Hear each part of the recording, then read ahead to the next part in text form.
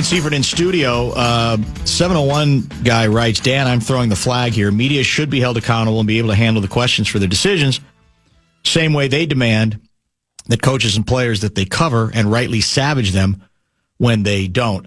I get his point, and I'm fine with that. But what the problem I have with the climate we're in now is we have people who just aren't going to accept it. Yeah. You know, because in baseball, the strategy you're talking about, I used to vote. I don't vote anymore. And I never adopted this strategy, but there were people who'd done it for a long time that were very strategic for what you laid out earlier, that they said, well, so-and-so is going to get in. Willie Mays is going to get in. So I'm going to pick a couple other people that I think are worthy just to try to give them a little bit of a boost. Once upon a time, people sort of accepted that as a possibility. Today, in this environment, they don't. Yeah. Well, no, you're either good enough or you're not good enough. Yeah. And it's like, well, maybe it depends on how you believe you should handle your vote. And as long as you have a vote, that's legal. That's not against the rules. Yeah. And then on the transparency part, like you can either, if you demand transparency and then the voter tells you what they voted for and why, are you accepting that, or are you just like if their explanation doesn't fit what you wanted to happen, are you? I mean, is that like what yes. good has that person done by being transparent? And then, but some people might be, I see what you're saying. Okay, I get that. I don't agree, but I appreciate you. Right. And that still exists in the world. And like I would argue that when we quote unquote demand transparency from, at least as a reporter, from the head coach, for example, why did you make that call that didn't work? Why did you throw on 2nd and 1? Yeah, that one in particular, my favorite. And then yes, because that's exactly, and then he explains it. Yeah, and it might be something you might still be unsatisfied after that answer, or you might disagree. But and that's where I've run into issues with fans or the readers or audience or whatever, is like, you didn't push him hard enough. No, I got the answer. I got his explanation for you. Yeah. You just didn't like it, which is your right. But I am not going to then go back. I would think you would say, and you can judge the answer and say it's unsatisfactory. Yeah. Because I didn't ask 3 more questions doesn't really mean I disagree with you. It's out there. We got it out there. Now you evaluate. Yeah, and then and yes, and like to go back and then say like, no, that answer's not good enough. Do it again. Yeah. But why did you think? No, he gave his answer. I mean, if the times that I think people go back at coaches or GMs or players is when they don't answer it, and when they just say like something that is not an answer. But as long as they have provided what they're willing to explain about the situation, like I don't know, that's where the rub is about the transparency for me, is that still doesn't seem to be satisfying to many people anymore. No, it definitely is not, and that's the part that confounds me. Now, there has been a debate forever on whether the Hall of Fame voting system, in terms of the number of voters, period, is too closed, that it's too small. Certainly compared to baseball, it's a completely different system, and you can argue that with baseball, you have enough people voting that a lot of biases. The power of a lot of biases might be reduced. Canceled out. And canceled out. Whereas in football, it's pretty tight still. I don't know if we've talked about this over the years or not, but what do you say to that? That may be a separate question, but I'm kind of curious to know what you think about the system in general. Yeah, I mean, part of me thinks that like no matter what system you do, it'll be imperfect. Well, I know it'll be imperfect. There are no perfect systems. Yes. And so and people might come back and say, well, you shouldn't be doing it that way. You should be doing it this way. And like, there's always going to be discussion. I actually we've in a very different level. We've gone back and forth in our group at ESPN about how to do power rankings, because we've had it years where we've just had like a group of like 5 people, and it's just a tight group that pay attention and come up with their listing of who the best teams were the first in week 6, and then we've also done it where we've tried to get we have like an app where anybody at the company can vote. And like the idea is the more people that get in there and you can vote as many times as you want. And like that will actually if you're like a person who's educated in how to do statistics, I guess like that's sometimes considered a better way of coming to a consensus. 50 to me, like that's one person from each market plus 18 people at large. And, and if those people are like highly connected and it's their job every day to cover football, or be around football in the case of like a Tony Dungy, who is one of the voters, or Dan Fouts, I think is one of the voters. Then I think 50 is a number that like, I trust those people to know who the people are. Do I trust all 50 of them to do the right thing with that information? And I guess that becomes another question. But I do think that there's something to be said for, at least from a statistical standpoint, of the larger the field, the more likely you are to get a good consensus, at least of each class. Well, I was chuckling because at your network, it was just on the screen moments ago. We're now at the Senior Bowl. I love the Senior Bowl, by the way. It looks chilly, though. Where is the Senior Bowl? Mobile, Alabama. Mobile, Alabama. Yeah, so it's been kind of cold in the South through all this nonsense this last couple of weeks anyway. But your network just had a chart up that listed I think 5 different coaching categories having to do with victories, Super Bowls, etc., in which he's number 1 or number 2 all time. And shockingly, he's number 1 and number 2 in all of them. Yeah. And I that's what makes me chuckle. It's like, well, no, you don't have to put that up there. We know. It's almost like to say, well, this is how absurd it is. Look at all the firsts. Yeah. Well, we kind of know that, don't we? This is bigger than that for whatever it's worth. And by the way, I understand there's going to be reaction. It's hard not to react when Belichick doesn't get in. But I've always had a different philosophy on voting. The obsession, for example, in baseball voting, it's not just enough you're a first ballot Hall of Famer. Who didn't vote for you? How many? If you don't get unanimity, if you're 3 votes short of that, who are these people? Yeah. And what are they up to? This is a relatively new trend, I think. Yeah. And I don't know what it's in search of. I don't know what the pursuit is. I think it's just fallen into the debate culture of what sports has largely become. Yeah. Or at least sports coverage has largely become. And sports coverage has become that because there's a lot of indications from the audience that that's what they want and that's what they like. And so it's not as if somebody just kind of invented that approach. But ultimately, people want to argue about who is better. There's all these guys eligible for the Hall of Fame this year. Like, who are the best 5? Who are the best players of all time? Who deserves to be one of the best? Who doesn't deserve that? And so the Hall of Fame, I remember when this started becoming a thing. It was like sort of just in the beginning of the social media era in the late 2000s, like 2008, 2009. And I remember I was doing the NFC North blog, and we were trying to come up with things to write about during a time when there wasn't much. So I kind of went through the 4 NFC North teams and tried to find people who maybe should make the Hall of Fame or not, and just did kind of innocent posts on that. And did you know, the engagement was wild, and we were like, do people really care that much about, like, I mean, I know if you're, Steve Hutchinson, that you deeply cared about whether you got into the Hall of Fame because it's an unbelievably awesome award. But like, do people at large really care about who is in the Hall of Fame or not? And there's some that do, but I think there's tons who just love the idea of, how good was this person, and was he better than that person or not? And so that's where the Hall of Fame discussion kind of veered, is when it became engulfed in the larger debate culture of sports.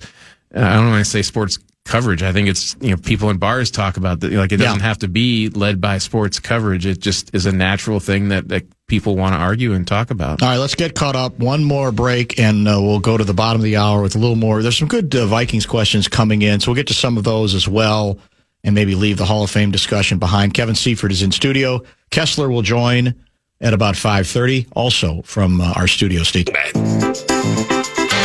Never miss your chance to know what the latest sports news is in town, chances to win tickets, or just knowing what's going on with your favorite KFAN shows. You can follow KFAN 1003 on all of our social channels like Instagram, TikTok, and X. Stay connected and follow the sports leader, The Fan.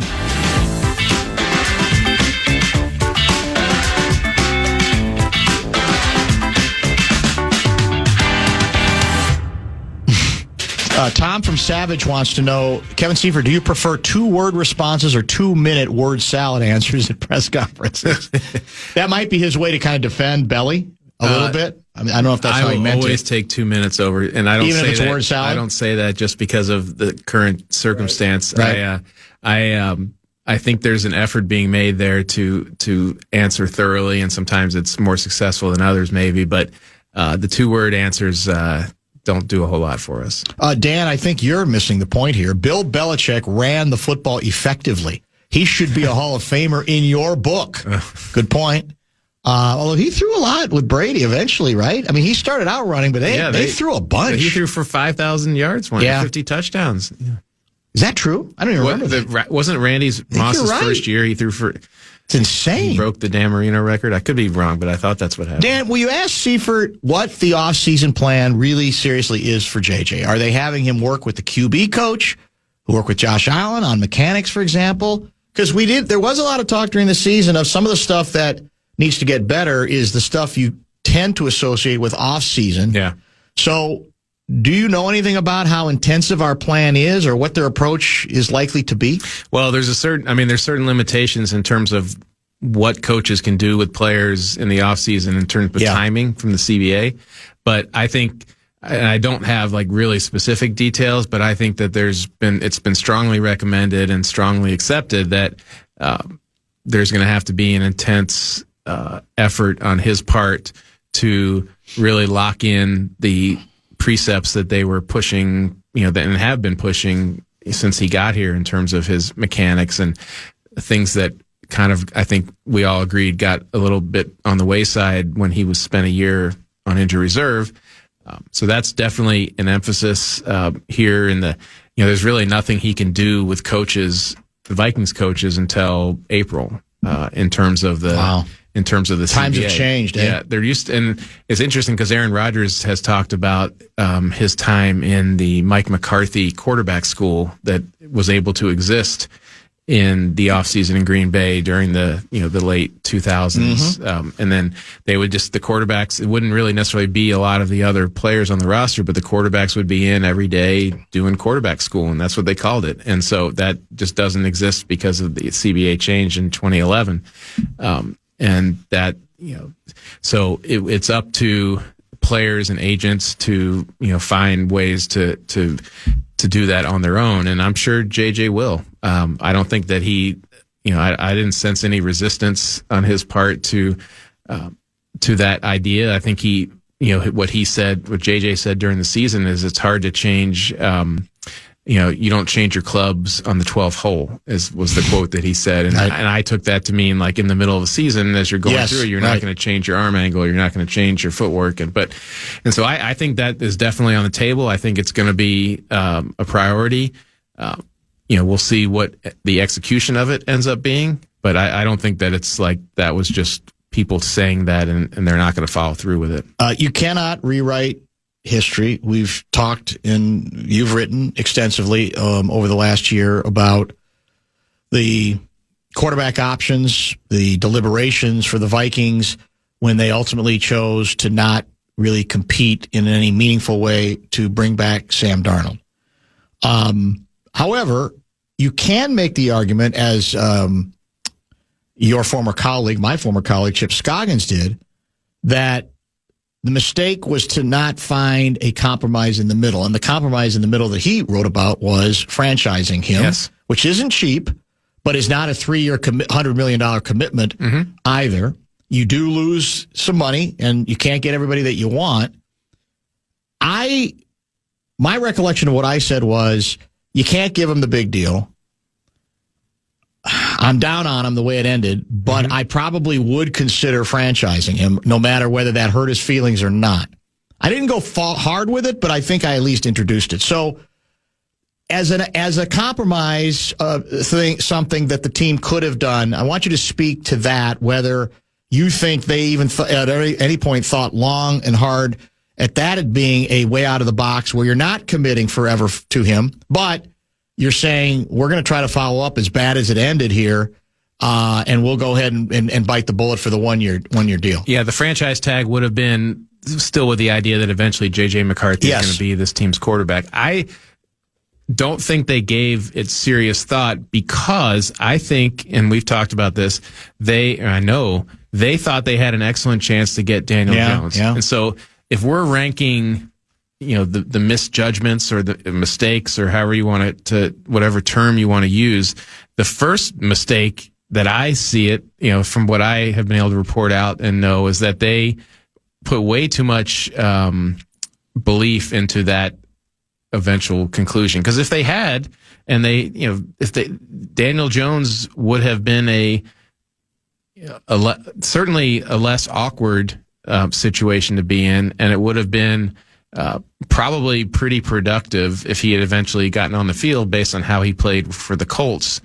And it would have been cheaper, frankly. It would have been in the, $15 million range as opposed to the $40 million range. Yes. And in basically all the possible outcomes of most of the decisions they made around that, which also included the ability to sign some other veterans to stack up the offense around him.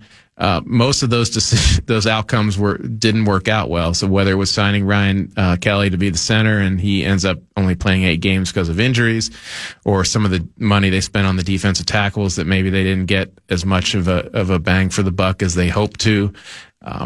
But that is why they did it. And I think if they look back on it, they'd say, well, if we knew Daniel Jones was not coming back, we would have franchise tagged him.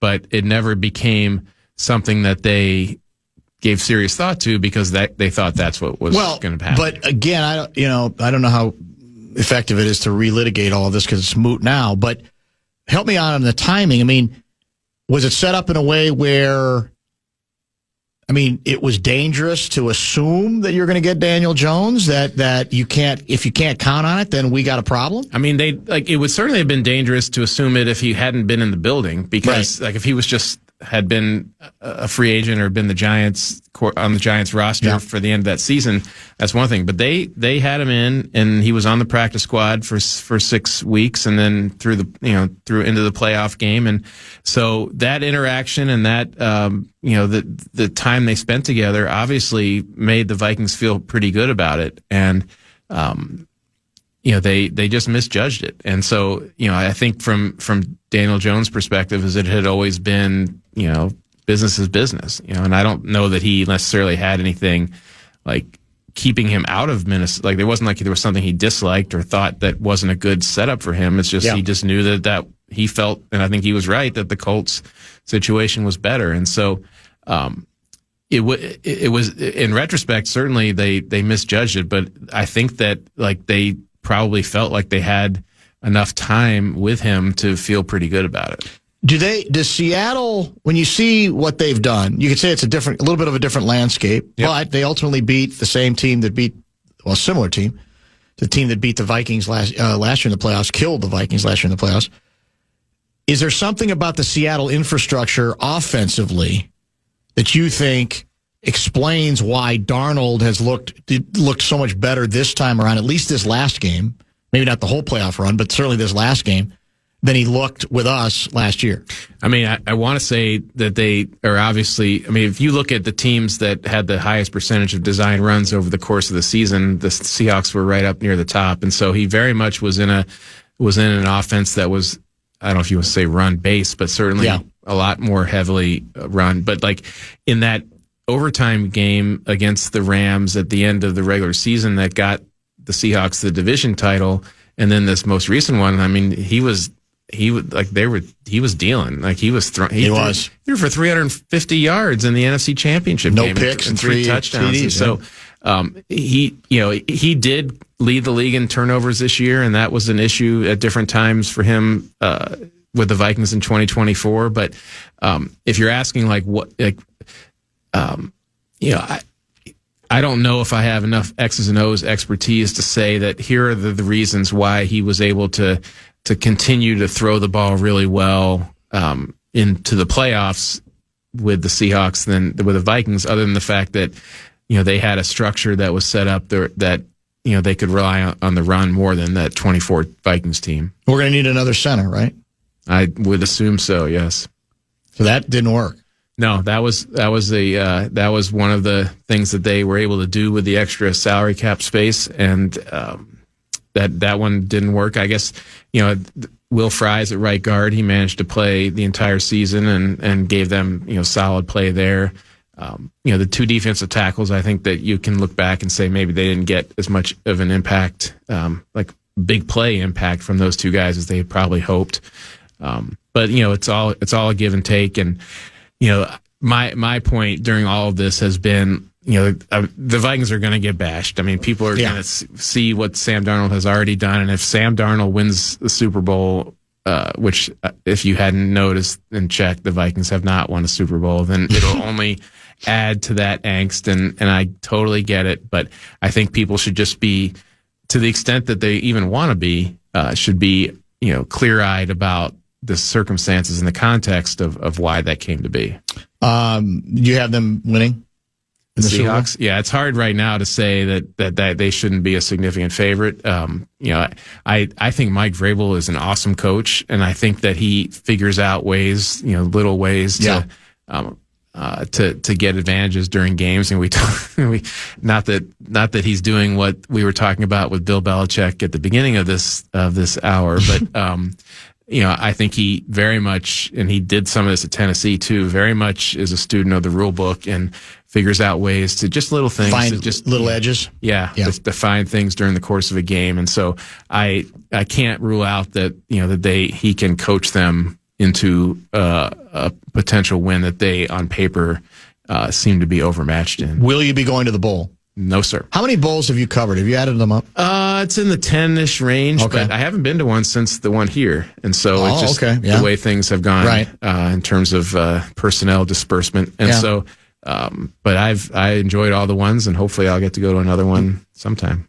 Well, if the Vikings get there, that would be the clearest path. They'd let you go for me. Yes, I think I would continue to cover them into the Super Bowl. Yeah. All right. Here's thanks for the time. Yeah. Thanks for coming in. We appreciate it. We'll hopefully talk at some point next week because there is no off season for the National Football League. What did you have something that you need to share with us? Oh, I thought Blakemore had something on his mind, like a breaking news story that he wanted to get to. That's just the usual look on his face. Okay. He's just eager. We'll get to the break. As I mentioned, Kessler will join us in studio at about 5:30 this evening. Keep the text coming as well. Back in just a minute here in the fan. Wild fans, this is your season. You can experience the energy, the goals, the unforgettable moments at Grand Casino Arena. You can get your tickets now. Wild.com/tickets to cheer on the Wild this season. Wild.com/tickets.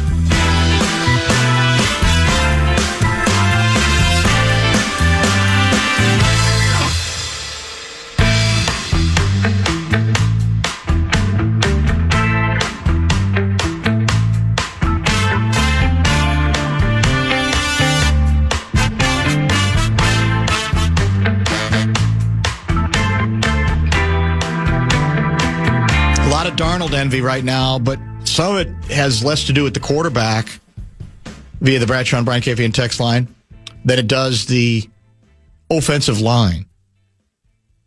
Let me read you a couple of texts following up on our discussion with Kevin Seifert. The Seattle O-line is the difference for Sam last year to this year, especially against the Rams. That is 100% it. That's from Scott. 612 guy basically says the same thing. O-line. Can you ask Kevin if they asked Jones first, then Darnold, or do they ask Darnold first? Well, I don't think it was that sequential. I mean, the problem is they could have asked Jones, and Jones's people could have said, we're very interested, but we got to play this out a little bit. And Now, would his representation have known immediately that the Colts were as interested as they ended up being? I don't know that. I will just say there is a risk in taking the approach that we're not going to worry even that much about considering a franchise tag on Darnold because we think we have a pretty good shot at Jones. Having a pretty good shot at somebody is very different because you can't, if he's a free agent, you can't control it. You have no control. You have no advantage other than one could say he's been in your room and perhaps you feel like, well, this is really where he wants to stay. But very dangerous, I think, to suppose anything. I'm more into sure things. And again, I don't want to overplay the Darnold as with franchise tag because even that has, you could say, well, who had really the stomach for that the way it ended?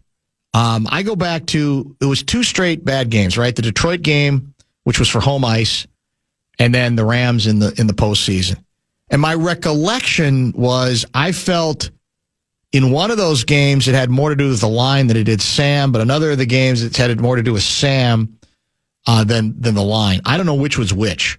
I think didn't he get sacked? Will you look up the sack totals? Vikings-Rams postseason game a year ago? Because I want to say 9 times. We did talk about that, yeah. Now, is that play call? My guess is that's always a combination of things. Line, play calling, quarterback. But I think part of what happened to an extent in that game might have been that he got traumatized because he got hit a lot, and even quarterbacks better than him, it ends up sometimes having a pretty significant impact. So, again, it's just the reality the Vikings reside in right now. Even if it's unfair to try to relitigate history and to go back over it and pretend that the atmosphere was different than it really was because it wasn't very pro-Darnold in this town after that Rams game. But as long as that guy that you had has moved on to the Super Bowl with a great chance to win it, and you're trying to figure out, well, how much off-season fundamental work can our quarterback get to get us that better place, man, those are different plateaus. And it's got to hurt. There's not any question about that. This one is a callback to my discussion about the Wolves Warriors game. That I thought the second game of the 2 in a row, which I thought was hideous, just absolutely hideous basketball. Somebody has weighed in who was there. Let me see if I might have favorited it already. Let me just go back to the top because I think I did. Your report from the Country Club on Monday night was spot on, Dan. The atmosphere in Ball was no better from Section 240 at $50. Both teams threw guys out there I've never heard of. Didn't see Draymond or Steph in the building. The only time the crowd made any noise was for the chicken sandwiches on a missed free throw. Awful. Would have rather watched Meat Sauce play badminton. Wow. That's Fabian, St. Paul foot commuter correspondent for the Afternoon Beast program. Does Meat Sauce play badminton? I'm sure it would be a sight to behold if he did. I loved playing badminton. I haven't played in years, but you ever played badminton? In gym, like in high school, yes. A couple times. I always thought it was a cool game. I feel like it's been replaced with pickleball. It's kind of the go-to for it seems kids to. now. Yeah, unfortunately, there's probably some truth to it. I asked the question via X at the start of the show, the pregame tweet. Which winter sports team needs a trade more badly? The Minnesota Wild or the Minnesota Timberwolves? And I think it's a tricky question because one can make the argument that on the basis of just consistency of performance that the Wild have had a better regular season. Now, they started badly, but now, what do we have? Second best record in hockey? Third best record? Whatever it is. Pretty close to the top. I mean, we're not going to catch nobody's going to catch the Lance, right? At this point, it doesn't look like that's going to happen. But the thinking, it's on two different planes, because among hockey fans, as we talked about yesterday with Louie and even earlier in the show, the assumption is the Wild are desperate to make a move, and it's a big move. It would be another signature move to bookend with the first signature move, if it's possible to do it, right? And the thinking there isn't that the team would not make the playoffs without doing so, or would be awful without doing so, but would give itself a legitimate chance to actually get out of the first round and maybe even make a run, and presumably make a run more than 1 year in a row. With the Wolves, I don't think the general thinking is you're going to make a signature move on the level that's being anticipated for the Wild, but you got to make even a medium to big sized move in order to protect your bench, give you the semblance of the makings of a bench. Because right now, the Minnesota Timberwolves do not have a bench. They literally do not have a bench beyond Naz Reid, at least from an offensive standpoint. So I'll cop out and say both, but it's with different expectations, because I don't, like, for example, the word is now Giannis has said, I'm ready. Get me out of Milwaukee. It's a good run. I'm tired of it. I got booed the other day at halftime of the Wolves game. I want out someplace. The Bucks are a mess. Basically, ever since they've won the title, nothing has worked for them. So that would be considered, that's a signature guy. I mean, that's a big-time signature guy. My gut tells me that Tim Connelly being Tim Connelly, he absolutely would explore a move that big, because you're not doing your job if you do not at least look into how it might be possible to acquire him. By the same token, you're probably remaking your team, and that might be too big a move during the season for them to really want to go down that road. So in the case of the Wolves, I don't expect it to be that big, but we've talked a lot about Kobe White, the Bulls guard who's in an expiring contract. That's more than a pedestrian move. It's not a Giannis move, obviously. But I would say, if you force me to pick one or the other, I actually think the Wolves need a move more badly. And I know there are people out there who say, well, what are they going to do? They kind of, it's more about what they're doing internally and being more consistent internally. And there's some truth to that regarding commitment to defensive performance. But if you literally don't have anybody you can count on to score off the bench, I mean, if you just continue to throw out the same people, just does not make any sense. So I think they've never replaced Nikhil. We all know why they didn't bring him back. They couldn't bring everybody back. They moved Ante to the starting lineup. Mike Conley is having a harder and harder time staying in the mix. The kids just aren't doing anything yet. So you have to add somebody who you can count on for, let's say, you can get 12, 13 points, and on a given night, maybe 20, 25. The Wild, I think, is currently constituted, aren't going to go away, but if you really are talking about taking a run, is it vital that you take the next step? My problem with saying yes is, and we threw out some names yesterday, I don't think we know whether any of those or how many of those are available. Even if we throw in the goaltender, whether we can get any of those guys. So to me, it's a little bit more speculative, even if I understand it. But in terms of, let's just say the rest of this regular season, I think the Wolves need to move more badly, worse than actually your Wild Club does. It's too, in the short term, if you're just looking at this season, I would agree with you and say that the Wolves. I think if you're looking at the last 5-10 years, I mean, the Wolves have been in the Western Conference Finals. Yes, going backward. No question. You're right. Yes. I would argue that's the Wild that need it socially, just because anything to just get out of that first round with how stupid the playoff format is. That's fair. So I think they can, if they stand pat, can they get out of the first round? Possibly, probably. Do I think it would be much more likely if they got another big fish? Absolutely. Where the Wolves, they've kind of been there and done that. They have. They've shown that they could potentially, get past.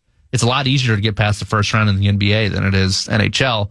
But getting to the Western Conference Finals 2 times in a row is no joke. No, that isn't any joke. Yeah. But what is the number one difference between those two teams? Well, obviously they'd made a big deal between those runs involving Karl-Anthony Towns, who, by the way, is he's in the doghouse worse in New York every day. He didn't play down the stretch of another victory. It's that name is coming up a lot if the Knicks are going to try to go get Giannis. But I digress. The problem the Wolves have is, if you go back to 2 years ago, their bench was solid to good. Even after the Cat deal, remember, DiVincenzo played off the bench last year. Nas was off the bench last year. And Nikhil was off the bench last year. Only one of those 3 are still standing, and so it's not the same team. I honestly don't think they can get back to the Final Four or beyond without trying to add some kind of a bench scoring presence. I just, like I said, I don't see it. And you can argue Mike Conley, as much as we respect him on this show, as important as he's been to this franchise, he's having a hard time right now as he gets older. So that's another change from the last 2 years, right? Where you had a better version. Certainly the first of 2 years, you had a much better version of Mike Conley. Even at times last year, you had a better version of Mike Conley than the one now. So I don't think you can just live on the equity. Well, they've been there twice, so guess what? Well, why do you doubt them? I don't doubt they're good. I don't doubt that they're not going to fall off the edge of a table, but I'm saying to give yourself the best chance to get back there again, the numbers just don't compute. This whole season was based on the hope that at least one of the young guys was going to make a major step forward this year, and that just hasn't happened at all. There's still time for it to, but I don't think it's likely that it would. Dan, can you change your trade question to which team does Minnesota need to trade to reduce our misery?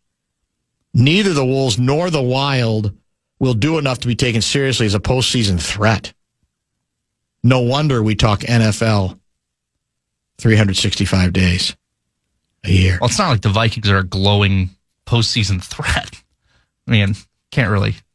Well, I know. I guess he's saying that they're just not worth talking about. They're not worth talking about, and it's still football, so we talk about the Vikings even if we got a lot of ground to cover. Yes. Double T says get a point guard so you can free up Dante to be a scoring pop off the bench. That's a Rube Paul. Now, I don't disagree with that. However, I think they think they're getting more out of Dante as a starter. So would that be problematic to have him go back to the bench? I don't know. I just know that simple math indicates that this isn't, especially when you start playing better teams in the postseason and longer series, it's just not going to hold up without some kind of added threat. I don't even think have to be a superstar player, but it has to be somebody. Now, if the guy is a good enough guard that you end up in putting him in the starting lineup, then maybe that you can convince Dante to come back off the bench. And they got to get one player deeper, whether it's a starter, which would be ideal because long term, obviously you need a point guard so that Anthony doesn't have to do too much of it, or off the bench as well. Either way, top 5 will include both winter squads proposed trades for Giannis and more Hall of Fame snubs.